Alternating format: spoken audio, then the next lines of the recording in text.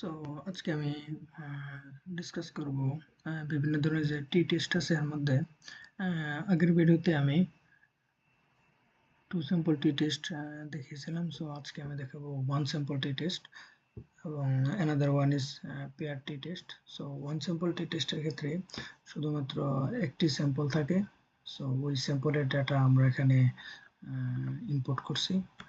দেন আমাদেরকে one sample t টেস্টের ক্ষেত্রে টি টেস্টটা পারফর্ম করতে হবে। সো প্রশ্নটি ছিল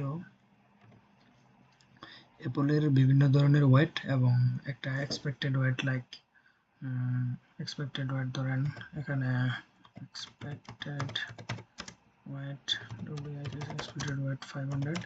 সো এই যে আমরা আমাদের যে ডেটাগুলো আমরা পেলাম বা বিভিন্ন ধরনের ভেরিয়েবল যে এগুলো এক্সপেক্টেড ওয়েটের সাথে ম্যাচ করে কিনা ওইটা আমরা ক্যালকুলেট করে দেখব। সো এর জন্য যেহেতু এখানে ওয়ান স্যাম্পল, সো ওয়ান স্যাম্পলটি টেস্ট আমাদেরকে পারফর্ম করতে হবে। সো আমাদের ফাংশন হবে t dot test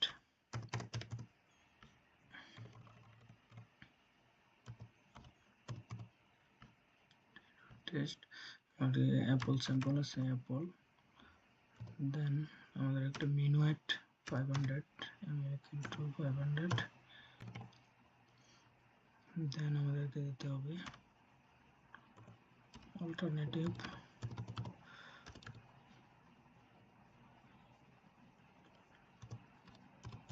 equal to 2.cited. So এটা আবার ইনভার্টেড কমার ভিতরে হবে।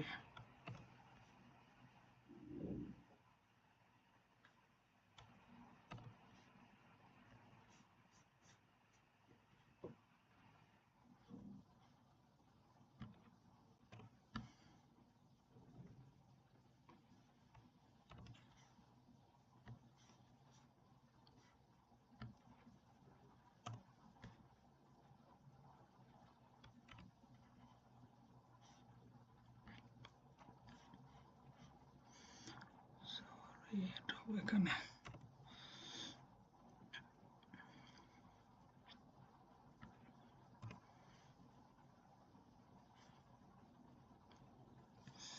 সো এখানে আপনারা দেখতে পাচ্ছেন যে পি ভ্যালু হলো 0.04, P equal to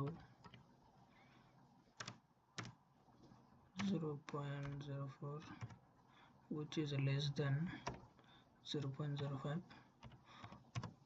so there is a significant difference. যদি পি এর মান আপনার 0.05 থেকে কম হয় তাহলে এখানে একটা সিগ ডিফারেন্স থাকে। সো এই যে মানে এক্সপেক্টেড ডেটার সাথে যে ডেটাগুলো আমরা পেলাম সেটা এখানে সিগনিফিকেন্টলি ডিফারেন্স আছে। সো ওয়ান স্যাম্পল টি টেস্টের মাধ্যমে আমরা এটা জানতে পারলাম। So this is the one sample t test.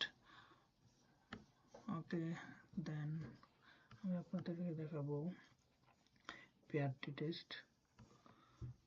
So pair t টেস্টের জন্য আমরা দেখি কোন ডেটা সেটটা আমরা নিতে পারি। সো এখানে একটা ডেটা সেট দেওয়া আছে যে টার্কিশ সিএসভি। ওকে, ইম্পোর্ট ডেটা সেট।